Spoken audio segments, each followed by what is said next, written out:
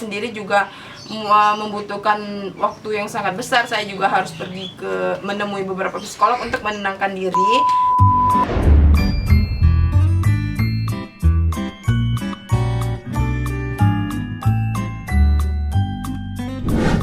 Assalamualaikum warahmatullahi wabarakatuh. Balik lagi semuanya di channelnya Mimi Oktri, channel yang membahas hal-hal random yang ada di kehidupan.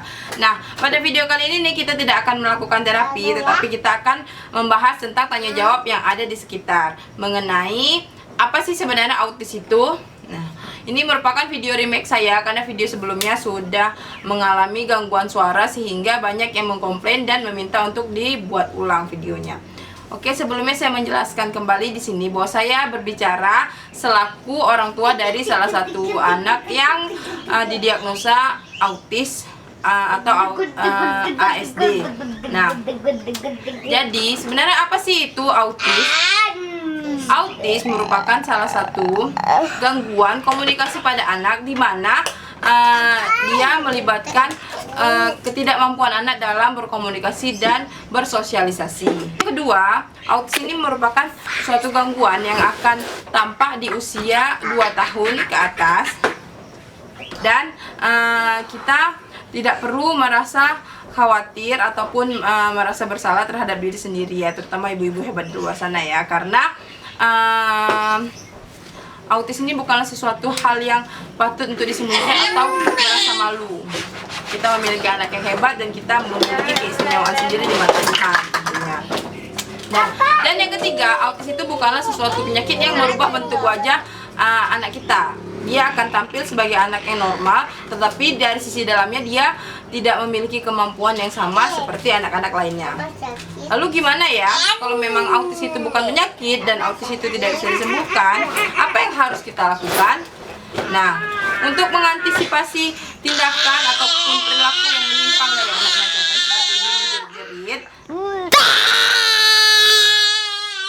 hal yang harus kita lakukan pertama kali yaitu berkunjung ke ahlinya atau pusat terapi ataupun dokter yang memang mampu dalam menghandle autis tersebut. Lalu kita harus mengikuti beberapa terapi, baik itu terapi motorik halus, motorik kasar, terapi sensorinya, terapi apa lagi ya.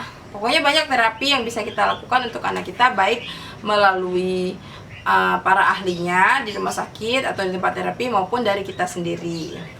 Nah, jadi ada beberapa kali saya mengikuti kegiatan webinar di mana di situ menjelaskan bahwa ciri-ciri autis yang pertama kali terlihat itu adalah ia tidak mampu mengutarakan keinginannya. Itu yang pertama ya. Yang kedua, anak cenderung melakukan kegiatan yang sama secara berulang, misalnya seperti menyusun mainan secara berurutan, kemudian dia mulai melakukan gerakan yang sama berulang-ulang seperti itu. Nah, jadi untuk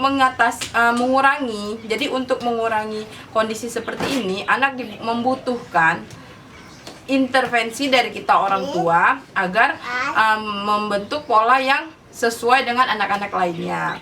Kita tidak perlu cemas ya apabila anak kita di kemudian hari nanti didiagnosa atau dikatakan sama dokter, nah anak kamu autis nih bu. Nah, hal pertama yang harus kita lakukan adalah mencoba bernapas dulu. Kita tenangkan diri kita terima dengan sebaik-baiknya. Mungkin itu butuh waktu karena saya sendiri juga membutuhkan waktu yang sangat besar. Saya juga harus pergi menemui beberapa psikolog untuk menenangkan diri, dan sampai di titik seperti ini anak saya sudah berusia 5 tahun dan saya mulai mengetahui diagnosa itu di usia 2 tahun.